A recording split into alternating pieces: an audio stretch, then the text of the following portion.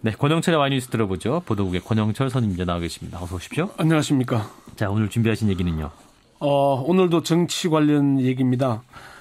새누리당이 오늘 의원총회를 열어서 유승민 원내대표의 거취를 판가름하죠.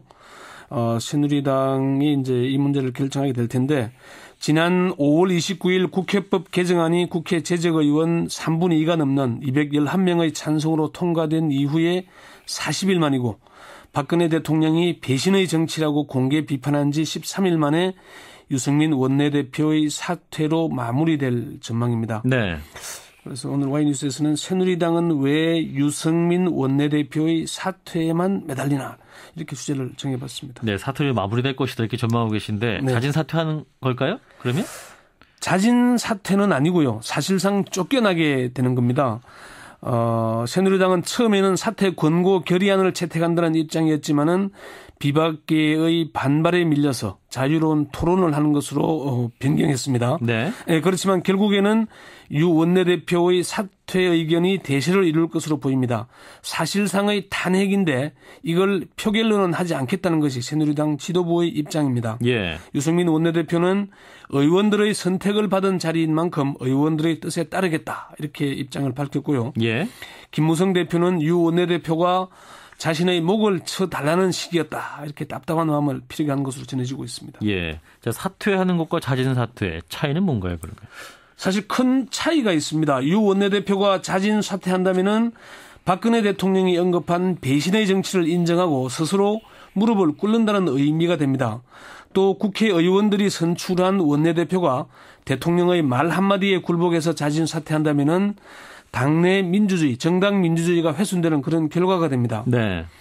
유승민 의원의 한 측근은 스스로 물러난다는 건 무릎 꿇고 굴종하는 것이 된다면서 스스로 나갈 거면 왜 지금까지 그 고생을 하면서 붙었겠냐 이렇게 반문을 했습니다. 예. 그렇지만 의원들의 뜻에 따라 사퇴한다는 것은 여러 가지 복합적인 의미가 있는데요.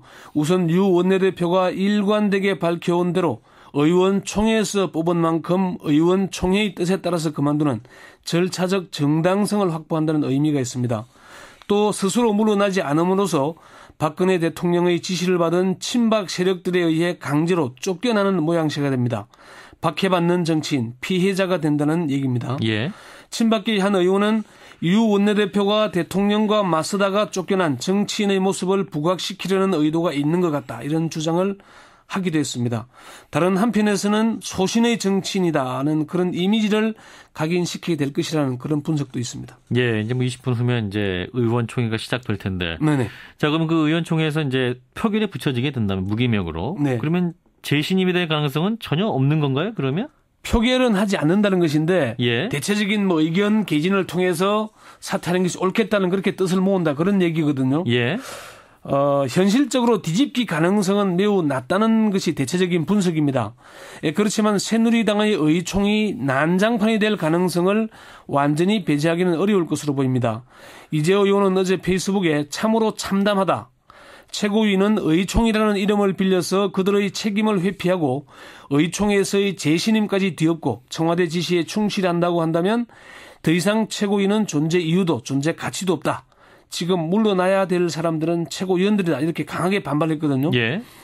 또 정두원 의원과 김용태 의원 등 비박계 의원들도 유승민 원내대표를 쫓아낼 것이 아니라 최고위원들이 그만둬야 한다. 이런 주장을 할 것으로 보이고요. 예. 또 표결로 하자는 요구도 할 가능성이 높아 보입니다. 사실 표결을 한다면은 재신임이 돼도 또는 부결이 돼도 다 큰 내상을 입지 않겠습니까? 그렇죠. 그래서 일단은 대세는 유승민 원내대표의 사퇴는 불가피한 것 아니냐는 그런 입장이 나올 것으로 보입니다. 비박계 한 중진 의원도 유승민 의원이 사퇴해야 할 이유는 없지만 그렇다고 이 상태로 계속 갈 수는 없지 않느냐. 그런 현실론을 언급하기도 했습니다. 김무성 대표의 한 측근 인사는 비박 재선 중 서너 명을 제외하고는 모두 사퇴 쪽으로 정리가 됐다 이런 얘기를 하기도 했습니다.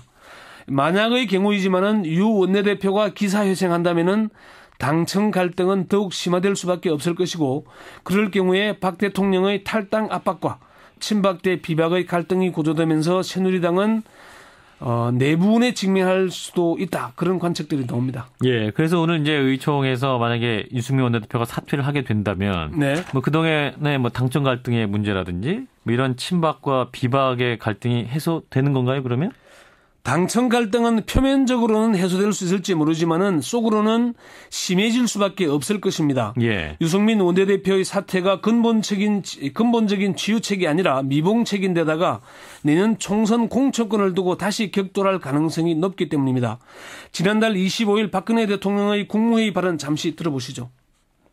이제 우리 정치는 국민을 중심에 두는 새로운 정치를 하는 정치인들만이 존재할 수 있도록 해야 할 것입니다. 그런 정치적인 책임을 물을 수 있는 것은 오직 국민들뿐이고 국민들께서 선거에서 잘 선택해 주셔야 새로운 정치 문화가 자리 잡을 수 있게 될 것입니다. 박 대통령의 발언의 톤이 상당히 높죠. 예. 기강되어 있다는 얘기인데 이 발언은 엄청난 정계 개편의 의미를 담고 있다는 분석도 있고요. 또 다른 한편에서는 내년 공천권을 장악해서 당을 친박, 친정 체제로 물갈이하겠다는 선언이라는 그런 분석도 나옵니다. 예. 이게 그러니까 이제 끝이 아니라 시작일지도 모른다. 그런 얘기인 거죠.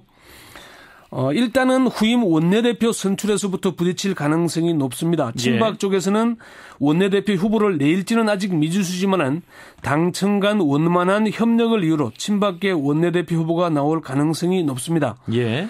그동안 친박계는 서울시장 후보 선출과 국회의장 후보 선출, 원내대표 선출에서 연이어 비박계에 패배해왔지 않습니까?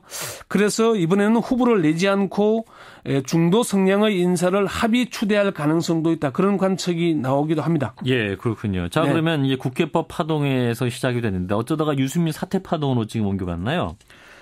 예, 여러 가지 이유가 있겠지만은 가장 핵심은 박근혜 대통령이 물꼬를 유승민 원내대표의 사퇴로 돌렸기 때문입니다. 예. 사실 국회법 개정안 문제가 논란이 됐을 때는 행정부의 시행령이 국회에서 제정한 법률의 위임 범위를 넘어서는 게 옳은지 또는 국회가 시행령 문제까지 관여하는 게 정당한지 등을 둘러싸고 건전한 논쟁이 일어나는 분위기였습니다. 예. 김병준 국민대 교수는 국회법 개정 문제가 처음 제기됐을 때 민주주의와 삼권 분립 등 우리 사회의 정치 담론 수준이 크게 높아질 수 있겠다는 기대를 했었다면서 그렇지만 박근혜 대통령이 어느 날 갑자기 배신의 정치를 언급하면서 정서적이고 감정적이고 정치적인 발언을 해버리니까 한 방에 무협지 단계로 가버렸다. 그런 평가를 하기도 했습니다. 무협지 단계요? 무협지라는 게 주인공과 싸우는 장면이 대부분 아니겠습니까? 그렇죠. 예, 김병준 교수가 한 말인데요. 건전한 정치적인 담론이 아니고 누구와 누가 싸우냐, 이 싸움에서 누가 이길 것이냐, 누가 끝까지 버티냐 이런 것만 관심사가 됐다는 얘기를 한 겁니다. 예. 김병준 교수는 새누리당이 원내대표를 누가 하건 그건 당내 문제다. 그렇지만 국회법 문제는 우리 사회의 정치 담론 수준을 한 단계 끌어올리면서 민주주의의 문제, 삼권 분립의 문제, 정치 제도의 문제로까지 나아갈 수 있는 좋은 계기였는데 박근혜 대통령이 그걸 다시 사람의 문제로 끌어내렸다 이렇게 평가를 했습니다. 예. 자, 오늘 주제로 들어가면 네. 자, 새누리당 왜 유승민 사퇴만 매달린 거냐 이 주제로 들어가 보죠. 결과적으로는 프레임에 갇힌 것입니다. 새누리당뿐만 아니라 정치권이 유승민 사퇴라는 프레임에 갇히면서 헤어나지 못한 것인데요. 국회법 파동의 본질은 사실 행정부와 입법부의 권한 다툼입니다. 김병준 교수는 국회가 국회법을 개정하기 전에 그동안 행정부의 시행령을 문제 삼아서 권한쟁의 심판을 청구한 적이 있느냐는 의문을 제기를 하면서 예. 연간 5천여 건에 이르는 법률안을 국회가 제대로 심사할 역량이 되는지도 의문이다. 이런 문제를 제기했거든요. 그런데 청와대가 국회법 개정안에 제동을 걸면서 유승민 사퇴의 프레임을 만드는 것입니다. 예, 예. 그러니까 새누리당이 여기에 빠져서 이제 헤어나지 못했다는 얘기고요. 예. 물론 SNS에서는 청와대가 국회법 개정으로 세월호 특별법 시행령을 고칠 수밖에 없게 되니까 반발하면서 문제가 커졌다. 그런 분석이 있기도 하거든요. 예.